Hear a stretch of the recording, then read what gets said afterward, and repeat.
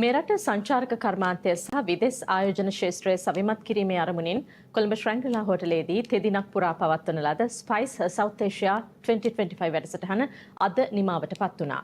මේ සඳහා අන්තර්ජාල විනෝදාස්වාද ක්‍රීඩාශ්‍රිත සේවා සපයන ව්‍යාපාර ජාත්‍යන්තර ආයෝජකයන් ඇතුළු විශාල පිරිසක් එක්ව සිටියා.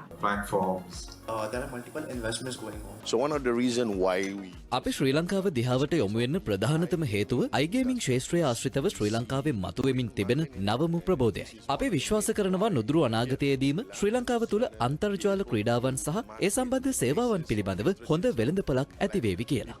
ඒ අනුව මෙරට ආර්ථිකයට විදෙස් විනිමය උපයා ගැනීම සඳහා අවස්ථාවන් රැසක් විවර කර දෙන iGames හෙවත් අන්තර්ජාල ක්‍රීඩාවන් විශේෂයෙන්ම මෙරට සංචාරක කර්මාන්තයේ ගුණාත්මක භාවය ඉහළ නැංවීම පිණිස මනා පිටිවහලක් වනු ඇති බව ස්පයිස් සවුත් ඒෂියා 2025 වැඩසටහනට එක් වූ බොහෝ දෙනෙකුගේ අදහස වුණා.